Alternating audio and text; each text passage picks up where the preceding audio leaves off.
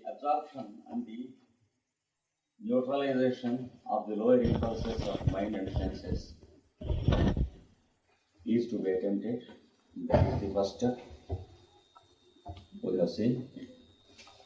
A repeated attempt from the conscious mind is the second step, and a spirit of detachment to the environmental activity is the third item. And then to offer ourselves, dedicate ourselves to the Lord consciousness in us, that is the Lord of the soul, is the next step. How to do it is described here. The first step is make an invocation, and you have to know his name. His name is called Om, and his voice is also Om. That is what is given by Patanjali and Bhagavad Gita also. When you begin to invoke, you have to utter Om, and during the course, the change takes place that he begins to speak, the Lord begins to speak in the voice Om. He speaks through your voice. That is what is described till now. You have to begin to invoke his name, and he begins to invoke because it is both his name and his voice. That is what is described. And while doing it, that is vocally speaking Om out, that's not enough. There should be something else. And that something is described.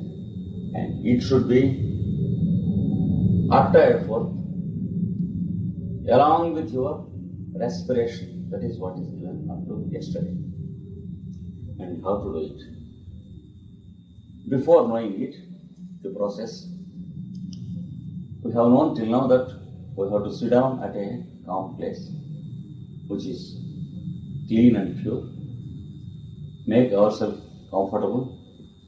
There should be no discomfort to any part of the physical body. And then begin to chant Om with our voice. Before that, some additional information is given. You have to utter, and at the same time,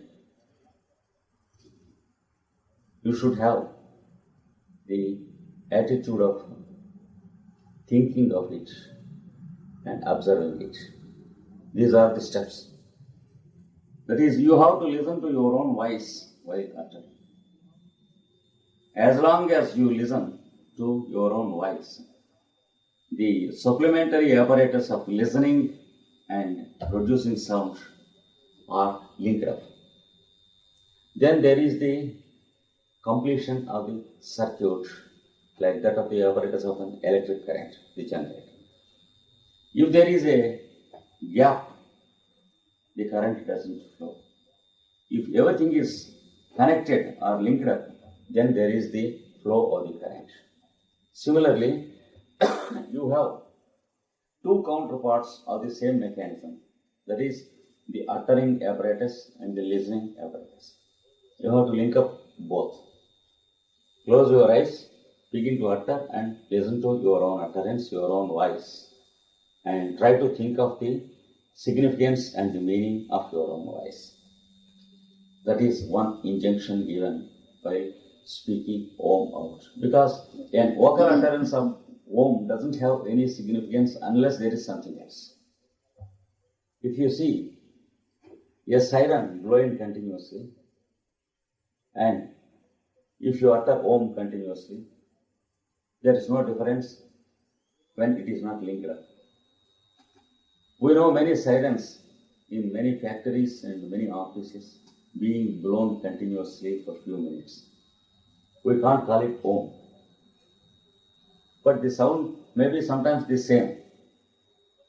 You might have heard some sounds mechanically produced, yet resembling the sound Om. But it cannot be Om, because Om is not only a sound but also a word and a meaning and a significance and a touch, a sensation and an awakening. All these put together is called Om. That is the Lord of name of the Lord consciousness. You should do this.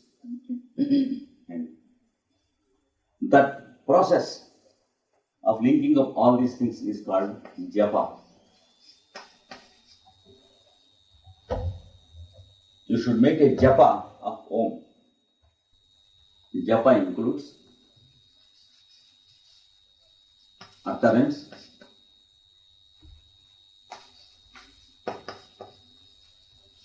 listening. You have to utter and you have to listen to it. Observing, try to understand the meaning of the word Om. Just as when we use words, we attach the meaning of the word also as our intention.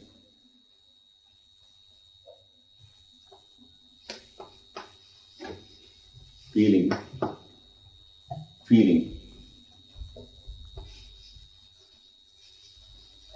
sensation, and the touch of the higher consciousness or the Lord of soul or the soul. When all these are attempted as an attitude in you, then it is called japa. You have to utter Om in that way. That is what Patanjali says and what Bhagavad Gita also says. And Bhagavad Gita supplements a little more in this respect. You can notice that also, it is important. You have 3 sources of wisdom in you, according to the Vedic tradition. The one is your voice. The other is its cause, which is called breath. Voice is produced by breath, respiration.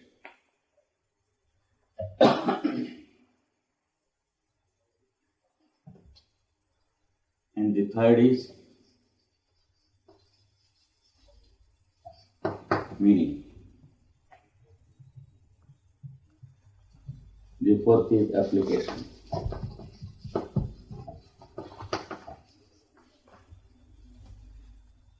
Every one of us have these 4 implements of wisdom.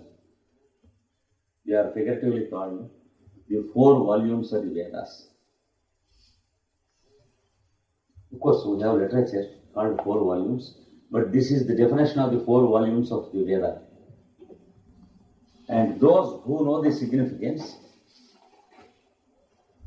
of these things, they call the utterance of Om as eternal awareness. In Sanskrit it is called Aksharam. So Bhagavad Gita supplements this also. Yad Aksharam Vedavido Vadanti. Those who know the wisdom of the Veda, they say that this is called, the utterance of Om is called the eternal awareness. So try to tune yourself into the awareness of the eternity. The process is called japa. While doing this, you will have the utterance and the person uttering. 2 items.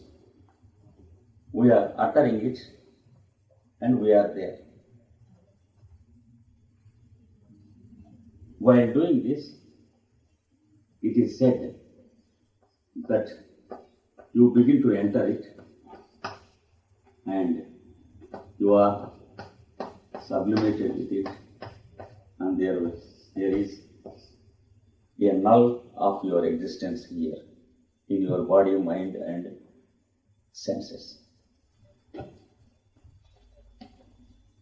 That is called the process of entering into it. Tadaksharam vedavido vadanti.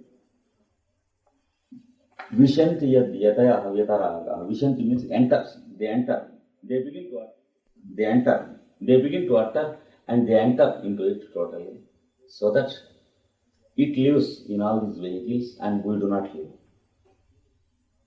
Therefore, that is the process. Eternal knowledge is described like this.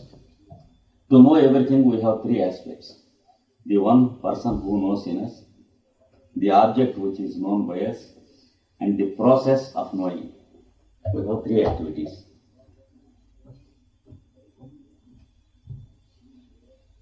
While reading a book, you will be there who reads. The book will be there which is read.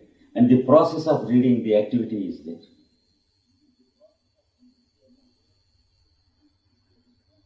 This is called the spiritual grammar or the construction of a sentence. That is subject, object and predicate. Three different entities in the beginning. The one who utters Om, the Om that is being uttered, and the process of uttering. When all the three merge in the background consciousness, it is one. The oneness of the three cease to exist and one thing exists. That is what is called the eternal awareness. The experience in the eternal awareness is no second thing except only this is one thing. What is called making a total surrender of yourself to the Lord consciousness. It is said we have to make a total surrender, that is offering oneself or dedicating oneself. This process is called, this process of japa process is called total surrender. Through this we will get the total surrender.